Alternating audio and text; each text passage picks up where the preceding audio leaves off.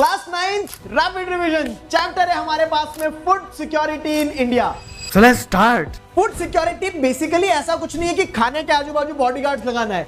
Simple concept है कि खाना सफिशिएंट क्वांटिटी में अवेलेबल हो, अफोर्डेबल हो, एक्सेसिबल हो, हर व्यक्ति तक खाना पहुंच सके। क्योंकि बहुत सारे ऐसे सेक्शन है जिन तक खाना नहीं पहुंच सकता है, 2 वक्त का खाना अफोर्ड नहीं कर सकते, ले नहीं सकते हैं। वो सेक्शन कौन से हैं, उन्हें खाना देने के लिए गवर्नमेंट ने क्या इंफ्रा तैयार किया है? तो public distribution system, buffer stock और रैशनिंग सिस्टम जो पब्लिक डिस्ट्रीब्यूशन सिस्टम के अंदर में आता है। तो इंडिया में रैशनिंग सिस्टम कैसे इवॉल्व हुआ, उसमें क्या चैलेंजेस हैं, करंट स्टेटस क्या है, कोऑपरेटिव्स क्या फूड सिक्योरिटी में रोल प्ले कर सकते हैं, ये सारे टॉपिक्स हम इस चैप्टर में पढ़ने वाले हैं, समझने वाले हैं। Hello everybody, this is Digraj Singh Rajput, welcome to our channel. अब अगर हम बात करें तो 3 डायमेंशन है फूड सिक्योरिटी के। पहला डायमेंशन है अवेलेबिलिटी ऑफ फूड, यानी कि फूड अवेलेबल होना चाहिए हर व्यक्ति के लिए। वो हो सकता है आप इंपोर्ट करके अवेलेबल करवाओ या फिर आपके पास कोई प्रीवियस ईयर का स्टॉक्स आपकी ग्रेनरीज में आपने भर के रखा हो। दूसरा डायमेंशन होता है एक्सेसिबिलिटी ऑफ फूड, यानी कि फूड जो है हर व्यक्ति की पहुंच तक रहे। ऐसा नहीं है कि कुछ क्षेत्र तक खाना पहुंच ही नहीं पा रहा है, वहां पे फूड ग्रेन्स प्रोड्यूस ही नहीं हो पा रहे। और तीसरा डायमेंशन होता है अफोर्डेबिलिटी, खाना है भी, अवेलेबल है, एक्सेसिबल है, लेकिन अगर व्यक्ति के पास में उतना पैसा ही नहीं, उतनी संपन्नता ही नहीं है, या फिर खाना उतना उस रेंज में नहीं है कि लोग अफोर्ड कर सके, तो वो अफोर्डेबिलिटी ना होने के कारण भी खाना होना या ना होना एक समान ही है। सब कुछ खाने को दो ना सब। तो availability, accessibility and affordability 3 dimensions होते हैं। अगला टॉपिक आता है व्हाई फूड सिक्योरिटी। लोग गरीब हैं। दूसरी चीज, कुछ लोग जो अबव पॉवर्टी लाइन है वो भी फूड इनसिक्योर हो सकते हैं नेचुरल डिजास्टर्स और कैलामिटी वाली सिचुएशन में, जैसे सूखा पड़ जाना, बाढ़ आ जाना, किसी महामारी का आ जाना जैसे कोविड। अब उस केस में क्या होता है, इन कैलामिटीज के टाइम पीरियड में फूड सिक्योरिटी इफेक्ट होती है, खाने की कमी होती है, प्राइसेस ऊपर जाते हैं, लोग अफोर्ड नहीं कर सकते हैं और इस कारण लोगों की भूख के कारण मृत्यु होती है। इसी स्थिति को फेमाइन कहा जाता है, जब लार्ज स्केल डेथ होती है due to starvation. Bengal famine of 1943 world war के टाइम पीरियड में ब्रिटिशर्स पूरा लूट ले गए थे, तब ऐसी स्थिति डेवलप हुई थी कि करोड़ों लोगों की मृत्यु हुई थी।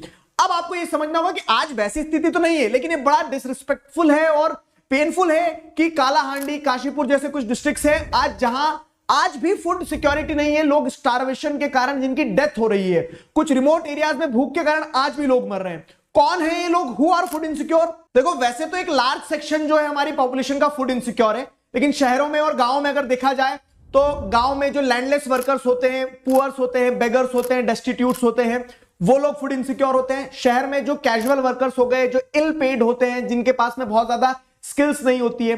कभी कभी सोशल कंपोजिशन भी फूड इनसिक्योरिटी की तरफ लोगों को धकेल देता है, जैसे गरीब भी है, साथ ही साथ शेड्यूल कास्ट, शेड्यूल ट्राइब या फिर अदर बैकवर्ड कैटेगरी को बिलोंग करता है। एक फैमिली के अंदर ही अगर आप जैसे देखोगे तो क्या हो रहा है कि छोटे बच्चे हो गए, अगर मान लो गरीब परिवार है तो जो बच्चा पेट में पल रहा है वो माल मैनेजमेंट का शिकार हो सकता है। साथ ही साथ आपको देखने को मिल रहा है कि प्रेग्नेंट विमेन हो गई, ओल्ड पीपल, एज पीपल हो गए, विडोज हो गई, तो ये सब फूड इनसिक्योर होते हैं जो ज्यादा वल्नरेबल होते हैं।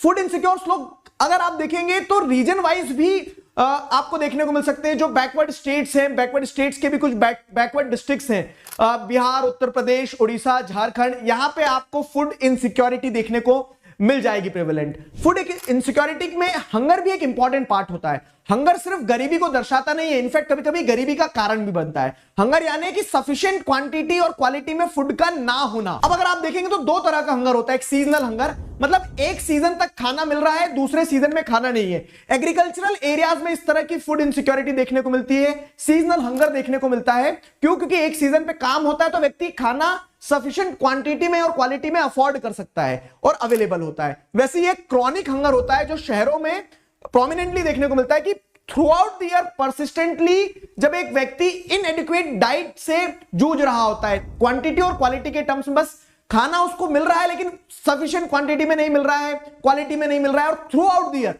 इसे क्रॉनिक हंगर कहा जाता है। तो हंगर के 2 type, seasonal hunger, chronic hunger. खैर, समस्या पे नहीं, समाधान पे फोकस करते हैं। आइए देखते हैं, मजा आएगा। India is aiming at self sufficiency in food grains. हम फिर भी अपनी भूख को मिटा नहीं पाए। कोई ये नहीं बोलेगा कि हम कुंभकर्ण हैं। ठीक है, पॉइंट बीइंग कि मल्टीपल डायमेंशन से, लेकिन सरकार ने प्रयास किए, जैसे ग्रीन रेवोल्यूशन इंट्रोड्यूस किया गया 1960s में, और उसके चलते व्हीट का प्रोडक्शन बहुत बड़ा, फोकस राइस पे लाया गया, राइस का भी प्रोडक्शन बढ़ाया गया, और इस तरह से हमने सफिशिएंट क्वांटिटी में फूड अपने लिए अवेलेबल करवाया।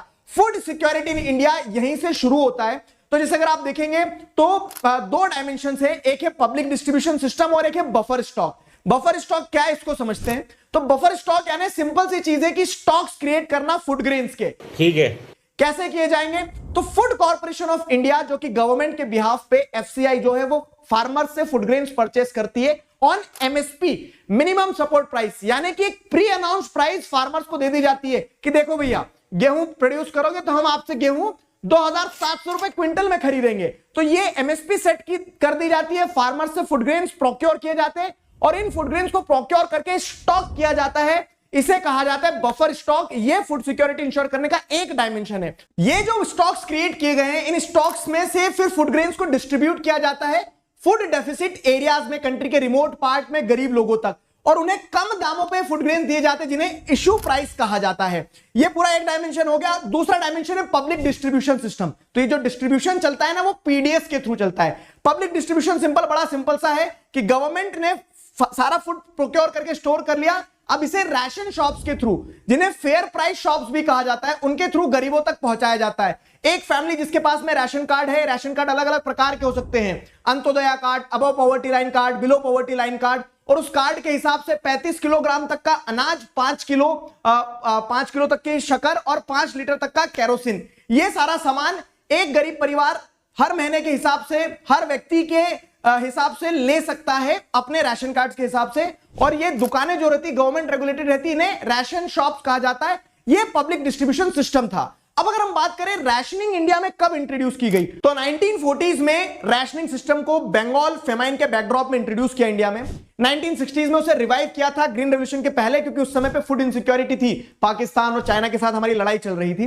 फिर 1970s में जो बढ़ते पॉवर्टी के इंसिडेंट्स थे उसके चलते एनएसएसओ ने 3 डायमेंशन सजेस्ट करे, जो था एक पीडीएस ऑलरेडी एग्जिस्ट करता था उसको स्ट्रेंथन करने की बात करी, दूसरा इंटीग्रेटेड चाइल्ड डेवलपमेंट प्रोग्राम पे फोकस किया कि बच्चों का विकास हो क्योंकि वही आगे जाके देश का भविष्य बनते हैं, और तीसरी चीज फूड फॉर वर्क प्रोग्राम चलाए गए कि काम दो जिससे लोग कमाएंगे और खाएंगे। आत्मनिर्भर भारत। इसके अलावा भी बहुत सारे पॉवर्टी एलिवेशन प्रोग्राम्स चल रहे थे। बाद में लेटर ऑन भी आप क्या देखेंगे तो जैसे मिड डे मील स्कीम जैसी स्कीम्स इंट्रोड्यूस की गई जो फूड सिक्योरिटी इंश्योर कर सके।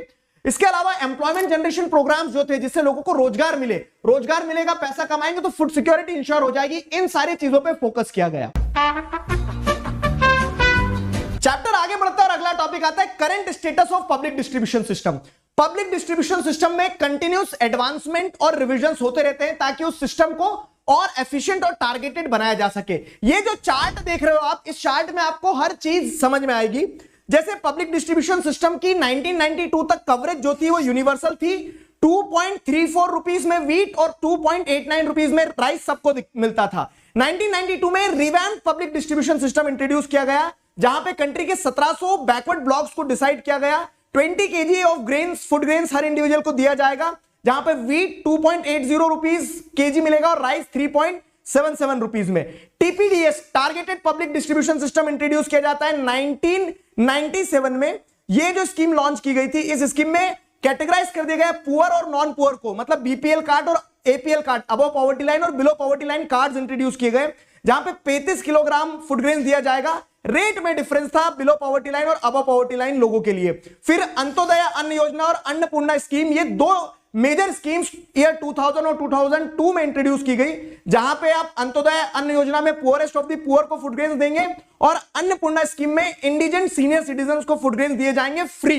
इसके अलावा एक जो मेजर स्टेप लिया गया वो 2013 में लिया गया जब नेशनल फूड सिक्योरिटी एक्ट लाया गया, जहां पे यह रिकॉग्नाइज किया गया कि 75% जो जनसंख्या है गांव की और 50% जो जनसंख्या है शहर की, वहां पे प्रायोरिटी हाउस तय किए जाएंगे और 2 रुपए किलो में गेहूं और 3 रुपए किलो में जो चावल होता है वो प्रोवाइड किया जाएगा हर एक गरीब को। ये पूरा पब्लिक डिस्ट्रीब्यूशन सिस्टम का जो नेटवर्क था, इसके एडवांटेजेस अगर देखोगे तो फूड अवेलेबिलिटी और अफोर्डेबिलिटी, एक्सेसिबिलिटी इंश्योर कर पाए हम ये इंश्योर कर पाए कि प्राइसेस स्टेबल रहे, हंगर और फेमाइन जैसी सिचुएशंस ना बने कंट्री में, और साथ ही साथ जब एमएसपी दिया गया और फूड प्रोक्योर किए गए तो उससे फार्मर्स ने फूड ग्रेन्स का प्रोडक्शन भी बढ़ाया, उनकी इनकम भी स्टेबल हुई है। इन सारी चीजों के बावजूद बहुत सारी चैलेंजेस भी हैं जो पब्लिक डिस्ट्रीब्यूशन सिस्टम फेस करता है। जैसे सबसे पहला और बड़ा क्रिटिसिज्म है कि ग्रेनरीज फुल है, ओवरफ्लो कर रहा है फूड ग्रेन्स बफर स्टॉक्स में, लेकिन फिर भी लोग भूखे मर जा रहे हैं, कारण कि प्रॉपर टारगेटिंग नहीं हो पा रही है, बफर स्टॉक्स बहुत ज्यादा मेंटेन है, उसका कॉस्ट बहुत ज्यादा आता है, मेंटेनेंस का ही इतना सारा लॉजिस्टिक कैरी करना है, अनाज पड़े पड़े सड़ जाता है, और एक तरफ हम यही नहीं देख पा रहे कि कुछ लोग भूखे मर जा रहे हैं क्योंकि सिस्टम एफिशिएंट नहीं है। दूसरी मेजर समस्या यह देखने को मिलती है कि क्रॉपिंग पैटर्न बदल गया है। एमएसपी मिलने से कुछ स्टेट सिर्फ व्हीट और राइस का ही प्रोडक्शन करते हैं, क्रॉपिंग पैटर्न चेंज हो गया, ओवर यूटिलाइजेशन हो रहा है ग्राउंड वाटर रिसोर्सेज का और नेचुरल रिसोर्सेज के ऊपर इंपैक्ट आ रहा है। तीसरी समस्या है इनइफेक्टिवनेस ऑफ पीडीएस, और जिसके चलते बहुत सारे लोग ओपन मार्केट से ग्रेन खरीद रहे हैं। चौथी समस्या जो देखने को मिलती है, नायक मूवी तो देखी होगी, कि जो राशन शॉप्स होते हैं वहां पे बहुत सारी माल प्रैक्टिसेस होती है, फूड ग्रेन्स को ओपन मार्केट में सप्लाई कर दिया जाता है, खराब ग्रेन्स बेच दिए जाते हैं, दुकानें बंद कर दी जाती है, लोगों को बेवकूफ बनाया जाता है। इसके अलावा मल्टीपल कार्ड्स कंफ्यूजन क्रिएट करते हैं, ये भी समस्या है। इस हिसाब से इसका महीने का इनकम हो गया एक चीफ मिनिस्टर की सैलरी से भी ज्यादा। ये पैसा तेरे बाप का नहीं है। कोऑपरेटिव्स एक इंपॉर्टेंट रोल प्ले कर रहे हैं फूड सिक्योरिटी इंश्योर करने में, जैसे मदर डेयरी दिल्ली में, Amul in the whole country, ADS